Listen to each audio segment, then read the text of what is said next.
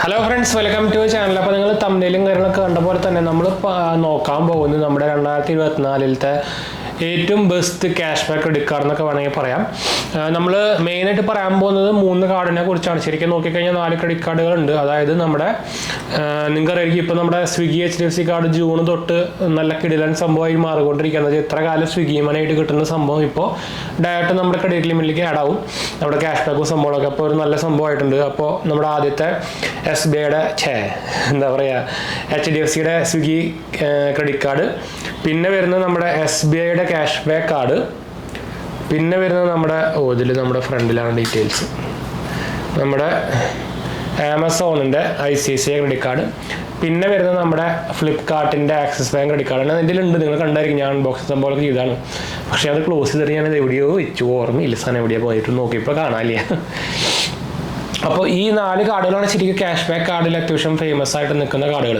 അത്യാവശ്യം ഫേമസ് ആയിട്ട് മാത്രമല്ല, ബെസ്റ്റ് സെല്ലിംഗ് ആയിട്ട് മാത്രമല്ല, അത്യാവശ്യം ക്യാഷ് ബാക്ക് തരുന്ന കാർഡുകൾ. പക്ഷേ ഇതിൽ മെയിനായിട്ട് നോക്കിക്കഴിഞ്ഞാൽ നമുക്ക് ആമസോൺ ICICI കാർഡ് എന്ന് പറയുന്നത് ലൈഫ് ടൈം ഫ്രീ കാർഡാണ്. അപ്പോൾ അതുകൊണ്ട് തന്നെ അതൊരു അട്രാക്റ്റീവ് തന്നെയാണ്.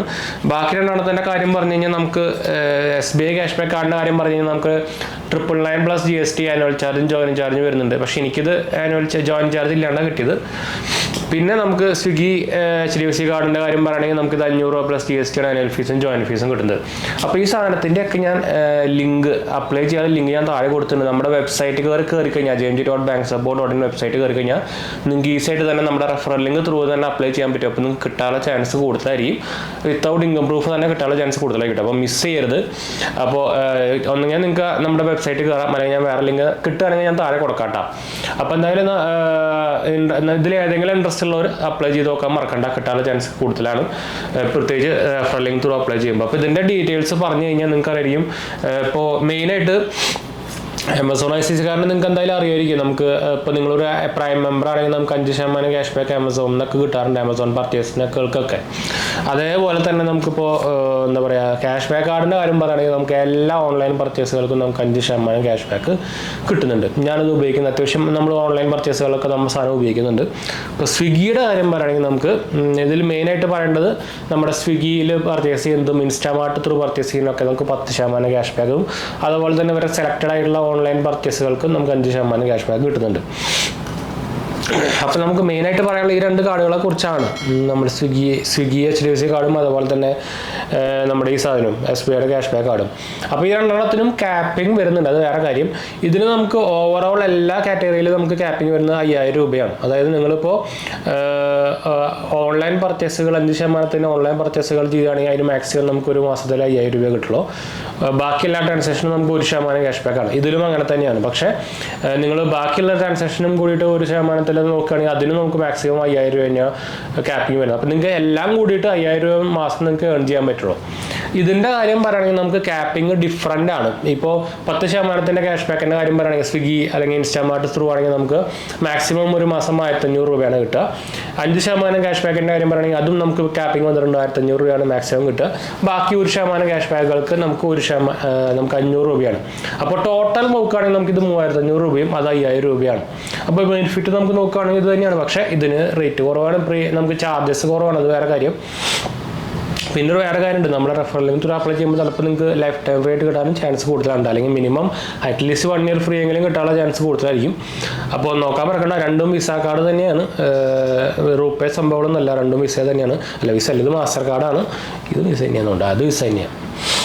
ഇതിൽ എയർപോർട്ടിലൊന്നും സംഭവങ്ങളൊന്നും ഇല്ല കേട്ടോ, അത് നിങ്ങൾ എന്താ പറയുക പ്രതീക്ഷിക്കേണ്ട. ആക്ച്വലി ഇതിലുണ്ടായിരുന്നു, ഞാൻ എടുക്കുന്ന സമയത്തൊക്കെ ഈ സാധനത്തിൽ നമ്മുടെ എയർപോർട്ട് ലോഞ്ചേഴ്സ് ഒക്കെ ഉണ്ടായിരുന്നു. പിന്നെ ഈ സാധനം ഡിവാലുവേറ്റ് ചെയ്യുന്ന സമയത്ത് ഈ സാധനമൊക്കെ വെട്ടി കുറച്ചാണ് കേട്ടോ. അങ്ങനെയാണ് ഇതിൻ്റെ മെയിൻ ഡിവാലുവേഷൻ സംഭവമൊക്കെ വന്നത്. ഫ്ലിപ്കാർട്ട് കാർഡും നല്ല കാർഡ് തന്നെയാണ്. നിങ്ങൾക്കറിയാം, നമ്മുടെ നോർമൽ ഫ്ലിപ്കാർട്ട് പർച്ചേസുകൾക്ക് നമ്മൾ 5% ക്യാഷ് ബാക്ക് കിട്ടുന്നുണ്ട്.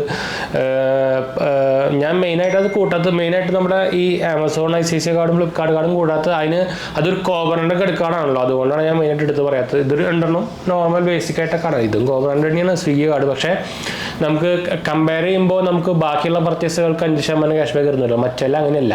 നമ്മളിപ്പോൾ ആമസോൺ ICICI കാർഡ് ഉപയോഗിച്ച് വേറെ പ്ലാറ്റ്ഫോമിലൊക്കെ പർച്ചേസ് ചെയ്യാൻ പോയി കഴിഞ്ഞാൽ 1% ക്യാഷ് ബാക്ക് കിട്ടുള്ളൂ.